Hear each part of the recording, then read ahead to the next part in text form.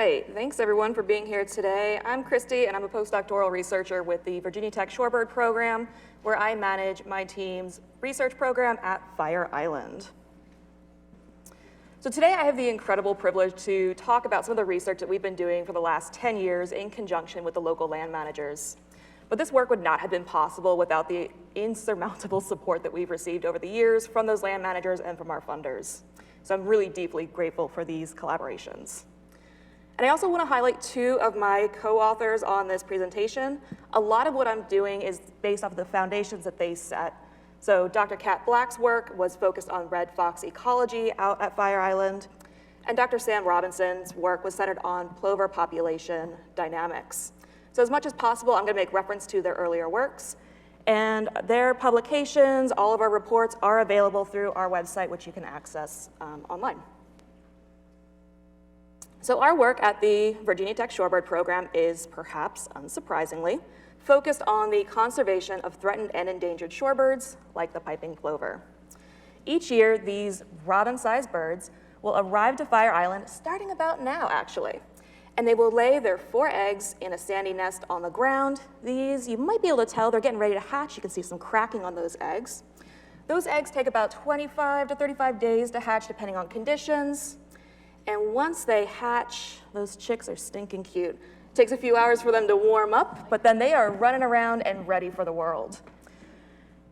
They are able to feed and fend for themselves for the most part, but they really rely on their parents for about 25 days until they can fledge, so that they can avoid things like predators in the system. So in 1985, the piping plover was listed under the U.S. Endangered Species Act because they were experiencing substantial population declines range-wide. This was largely driven by habitat loss. Much like the plovers, humans like to select those beachy, sandy habitats for our own houses. And the Atlantic piping plovers rely on sparsely vegetated, dry, open, sandy habitat to nest, and they need access to moist sand to forage. And these habitats can be lost from vegetation growth, erosion, and human development.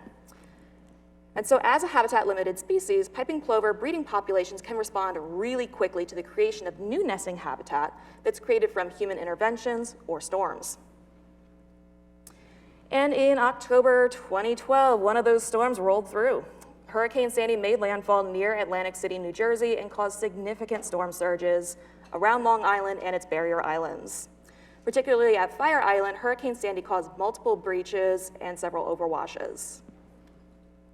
And so VT researchers began our work at Fire Island in partnership with the U.S. Army Corps of Engineers, U.S. Fish and Wildlife Service, and a myriad of land managers to understand how habitat created by Hurricane Sandy and from subsequent beach stabilization efforts might matriculate into changes in the plover population.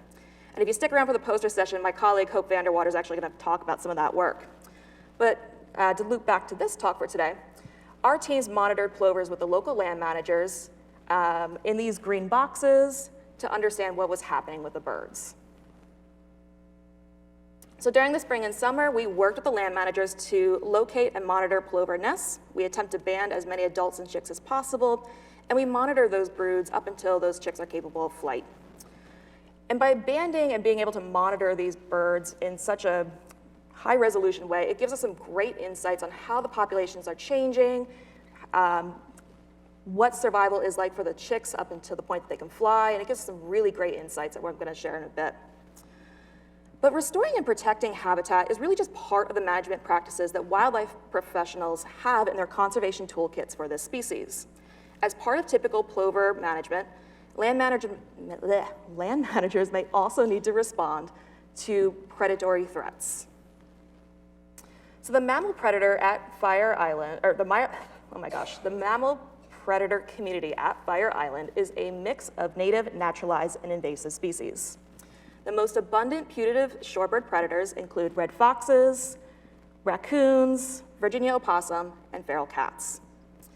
Red foxes, northern raccoons, and Virginia opossums all have native ranges along the eastern North America. Though there is some debate about whether the arrival of red foxes and Virginia opossum is actually the result of a true range expansion versus humans bringing them onto the island in some way.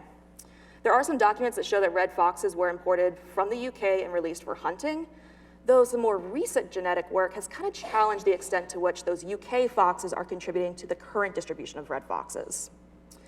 In contrast, the feral cats at Fire Island are a mix of descendants from free-roaming pets and escapees from the interior villages, as well as individuals that may have been left at the island itself. And historically at Fire Island, red foxes were the primary predator of piping plover. So as part of our work at Fire Island, our group also monitored the red fox population, which was led by Dr. Kat Black. And she really focused on understanding the red fox distribution and abundance.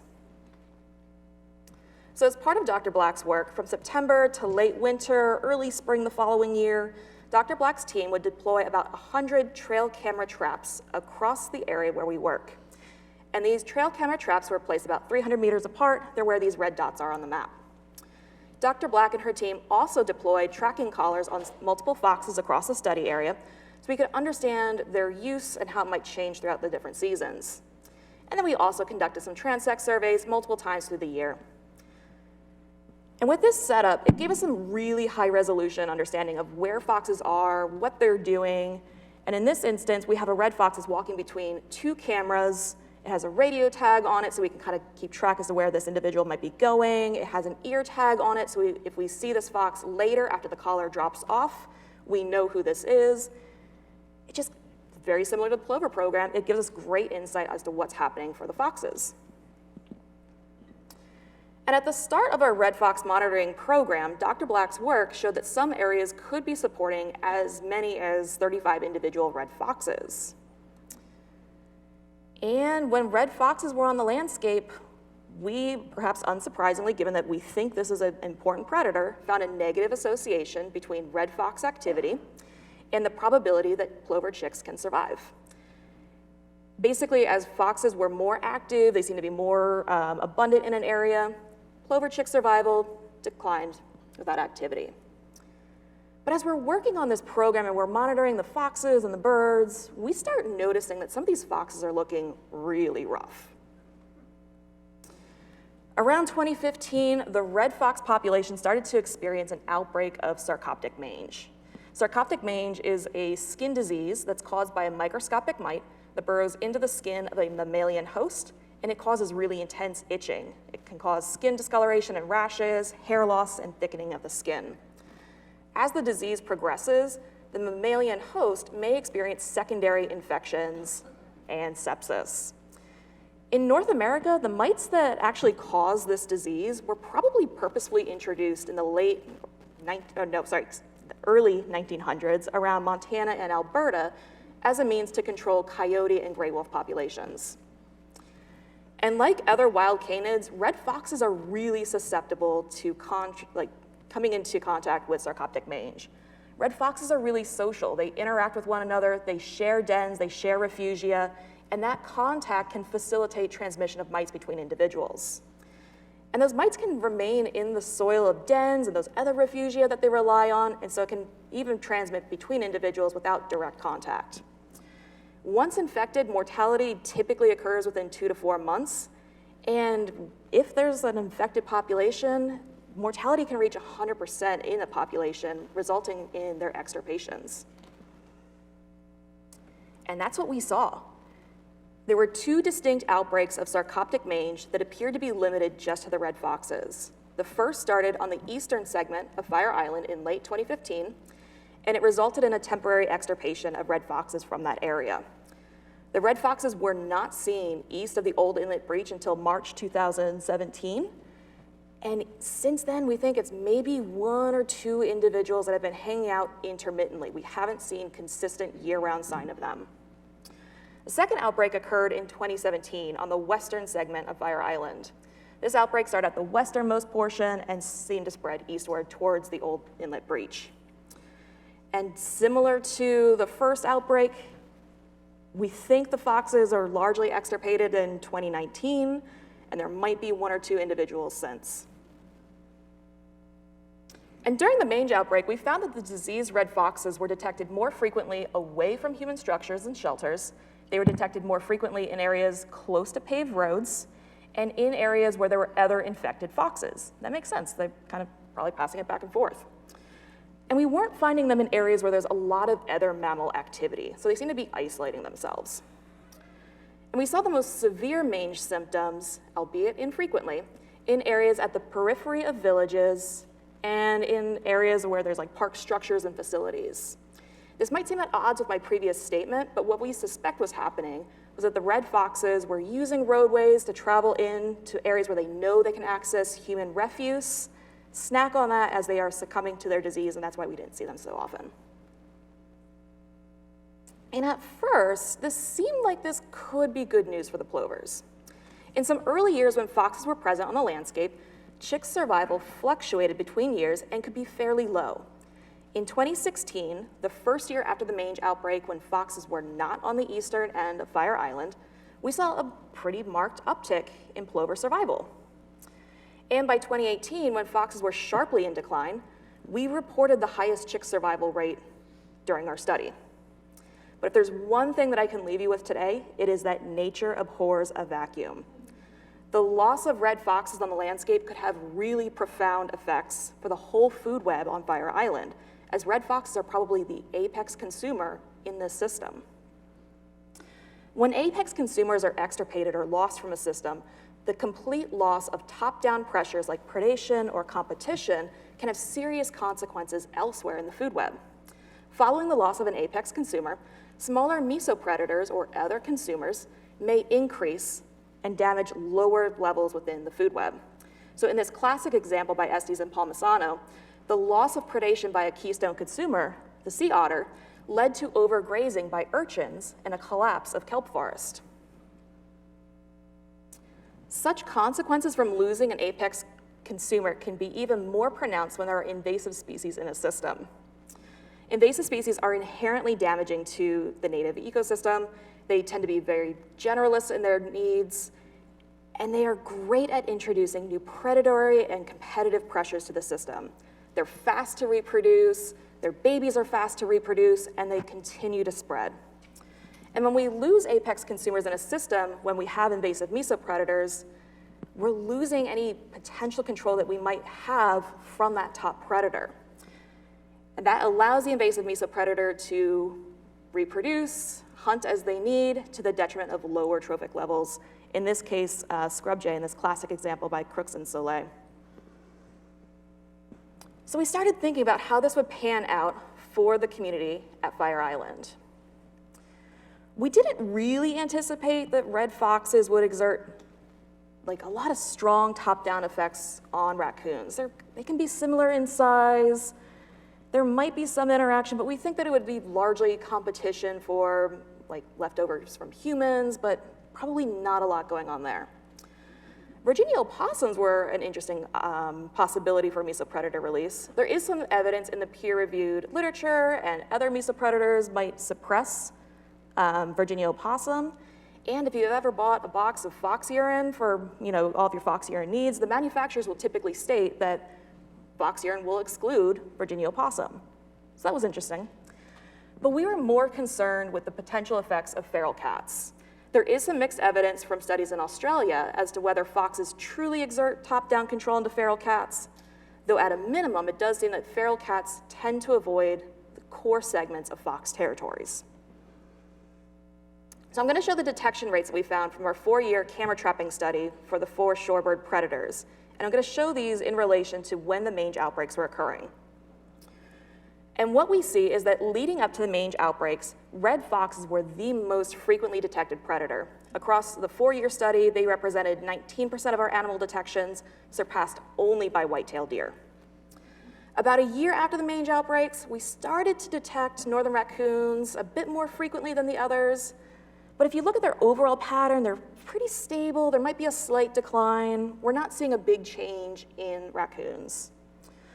Virginia opossum, there's an exciting tiny little increase, but nothing that's in line with like a mesopredator release like we would anticipate. But that feral cat situation, we saw an uptick, and 3 years after the mange outbreaks, they were the most detected predator in this system. So we're going to look at those a bit more. So here now what I'm going to show are the territories of 6 red foxes that were collared in 2017. They have GPS collars on them. And the location data was collected in April through August of 2017, just before the mange outbreak occurred here.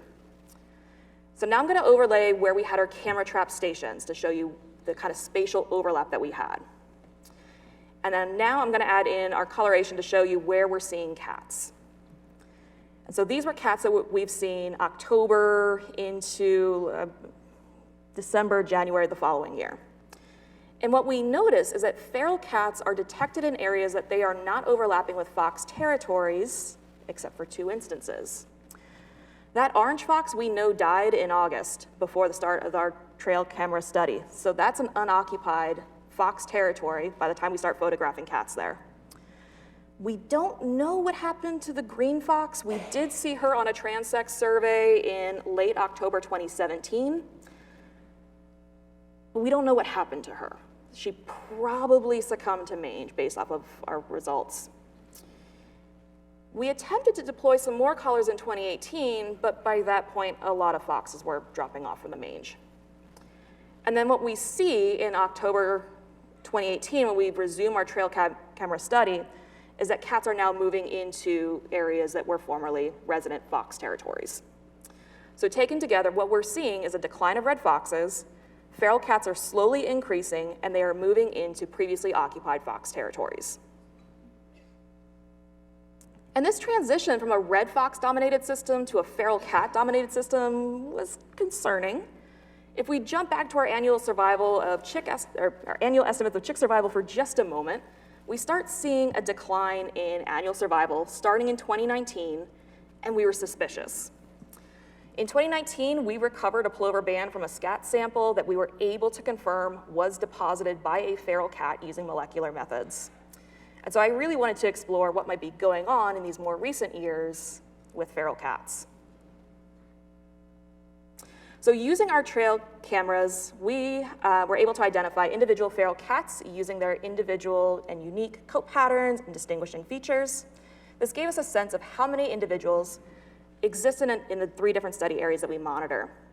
We then estimated their apparent survival under a mark recite framework. If you're interested in what that means, come talk to me and I'd be happy to talk you through that. We then sought to estimate the abundance of feral cats using this fancy equation for logistic growth. Basically, we are predicting how the population is going to grow, and we're going to assume that the landscape can only hold so many cats. So we were able to take this information and plug it in and get a sense of what the cat population might be like right now. So from 2015 to 2018, I'm going to show this first. Following the mange outbreaks in foxes, the cat population grew from 14 individuals that we could identify, and it increased up to 42 by the end of the trail camera study in 2018.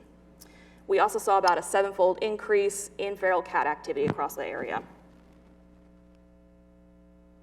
We were able to estimate the annual survival of the cats, and across our 4-year camera trapping study, we found that cat survival was pretty high at about 0.78, which means that feral cats have about a 37% chance of living the full 4 years of this study.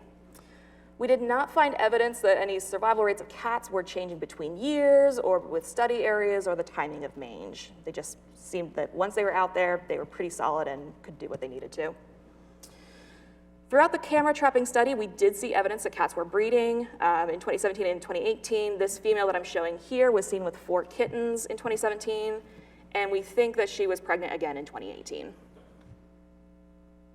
For some context, our estimates of feral cat survival is pretty comparable to what we've seen from other study systems. At Mauna Kea in Hawaii, feral cat survival was about 0.70, very similar to what we're seeing at Fire Island.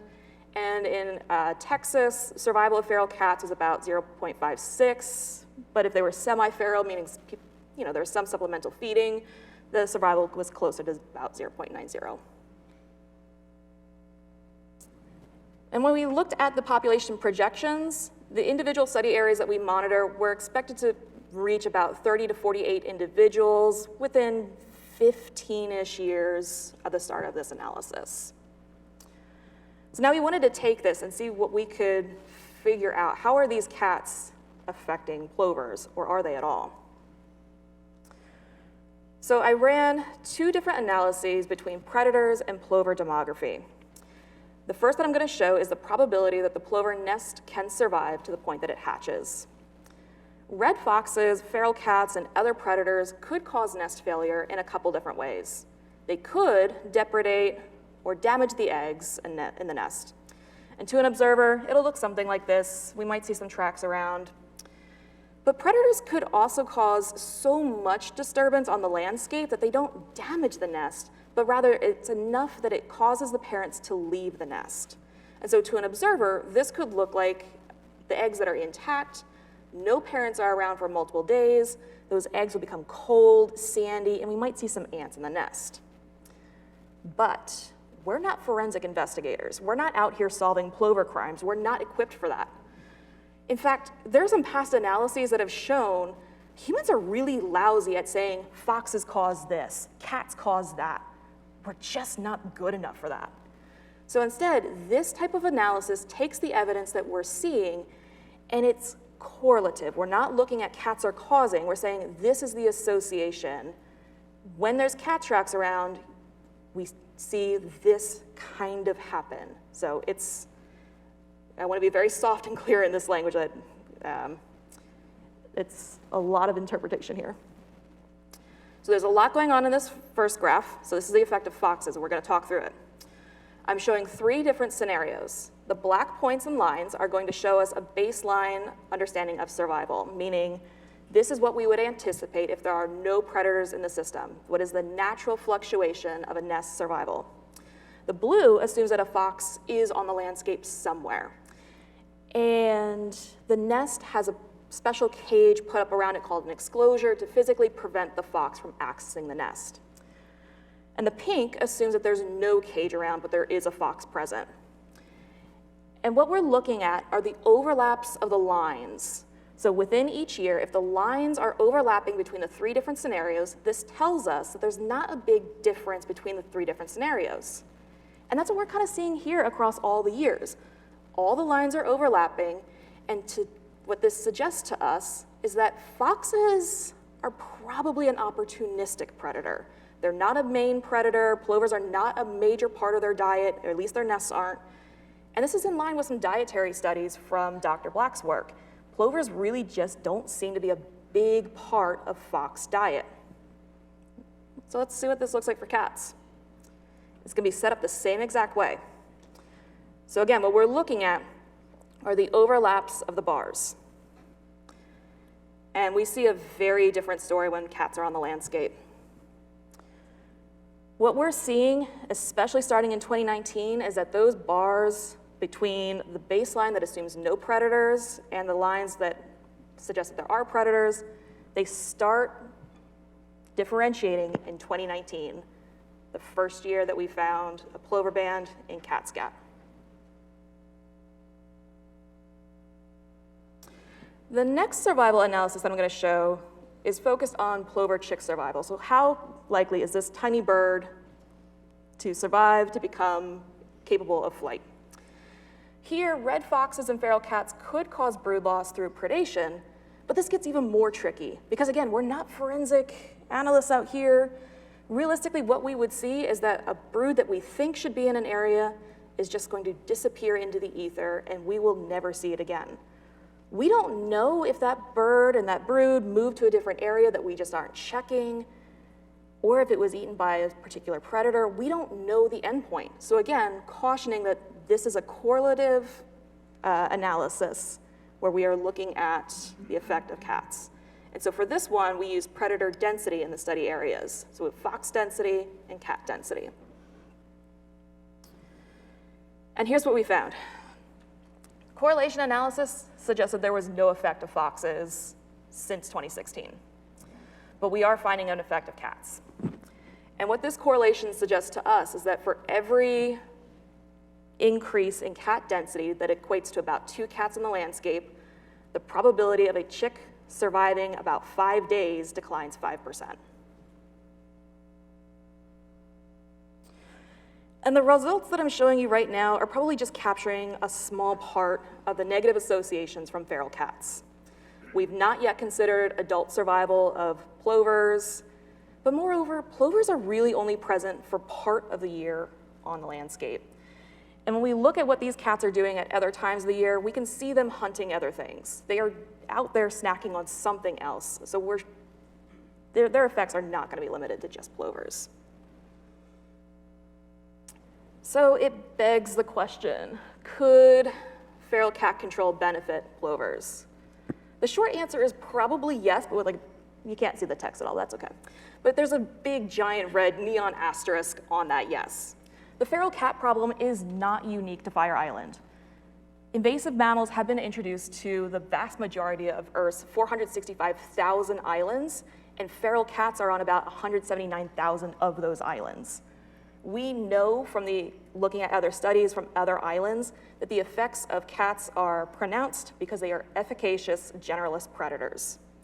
There are myriad impacts that they will have, and we also know that there's a lot of evidence that shows removing cats from an island can facilitate the recovery of sensitive native species. But, and this is that big neon red asterisk, we know that losing an apex consumer in a system will have consequences down the line. We've seen it here just now when we were talking about the loss of red foxes. If we lost the red foxes, feral cats expanded. We don't know what'll happen if there's a sudden predator vacuum and there's no cats. In other systems, where there are feral cats and invasive rats, the removal of feral cats can result in a huge boom of rats. And this lady that I showed you earlier, she seems like she's a great ratter. We've seen her several times bringing rats back to her kittens. We don't know enough about this system to understand if we take cats out suddenly, what's going to happen next.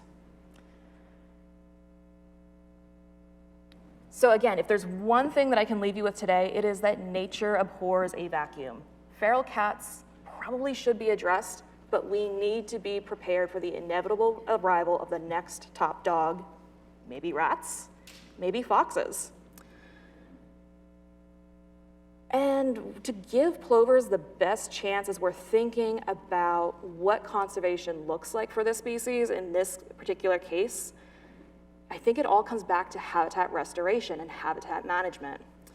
Some of our other projects have looked at the effects of the landscape, looking at topography, vegetation cover. And birds that have a good, clear view, meaning there's flat sand, limited vegetation, they have the ability to see a predator at a greater distance, initiate their anti-predator behaviors, and lead the predator away from their nest. And so habitat management is going to be really essential for making sure that these birds are given the best chance moving forward as they are dealing with these changes in the predator communities. All right. And with that, I would love to thank our funders, the heaps of people that have worked on this project, a few of you that are out today, thank you for being here, and to all of y'all for your attention, and I would love to take any questions that you might have.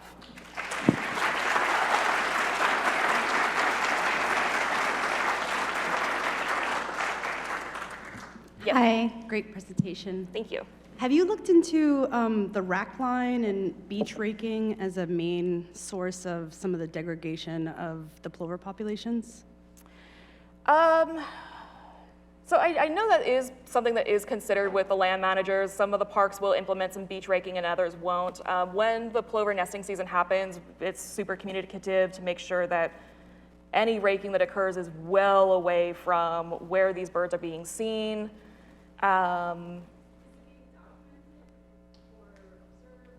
Yeah, so the land managers are the ones that are more responsible for that kind of stuff and implementing the raking versus not, yeah. I'm not sure if that entirely answered your question, but that's a bit more out of the scope of what we handle. Thank you. Yeah, go ahead. Yeah, hi. I just wanted to know, most of the pictures I saw of the cats, Yeah. their ears are not tipped. Mm-hmm. So I know that there's a lot of projects going on to TNR them. Yep. So I just wanted to know if you've been seeing any kind of improvement. So there are tipped cats that are out there. And we see them in areas where there are plovers out there. So they might not be reproducing, but they might be snacking on birds when they get hungry, or if there's too much going on in a colony, they might decide to drift out. But there is evidence that some of the cats are TNR cats. And just second question, Sure. Any evidence of gulls? Because I know that the gulls are very predatory and that they will raid the nest. Yeah, so that there are other predators in this system that are going on. We're looking at a more comprehensive and pulling in other predators. Gulls seem to be really opportunistic around exclosures. They seem to be, like there might be something going on there that we're investigating. Yeah, these poor birds are dealing with a lot up front. Yep, great questions. Thank you. Thank you. Thank you. Great presentation. Thank you. Looking at your logistic equations, how did you come up with that value for R for any of them, for the plovers? Yeah, sure. So the logistic equation that I showed was for cats, and so the R is the rate of change, and for that, because we don't have a good sense of reproduction or immigration, we're just looking at the change in the number of identifiable cats and using that as a proxy for the rate of change. Okay, thank you. Mm-hmm. Thank you. Hi, very interesting. Thank you. I'm wondering, habitat, providing enough habitat seems to be something that you're concerned about. Yes. But as we know, Fire Island is rapidly changing with storms and sea level rise. So where does that leave us as far as providing habitat for these species? You know, that's like the billion-dollar question that I think all plover people are working on desperately, because that's such a challenging question. I don't have a good answer for that. You know, when we're looking at the rate of storms and how they're impacting people, how they're impacting the coastlines and these barrier islands are really dynamic and they buffer against storms and they're easily damaged from those storms. And it might not even require a huge storm. It could just be longshore, offshore drift that erodes islands. I think this is just part of the dynamic system. The birds can be pretty adaptable and will move where they see good new habitat that's made. In fact, my colleague is going to be presenting a poster that shows the effects of some of the habitat restorations that have gone on. But yeah, I think it's just going to be the perennial struggle for these birds and for the people that are trying to do something for them. Thank So, you. not a great answer, but that's kind of where we're at with it. Hey, thank you, Christy. Thank you.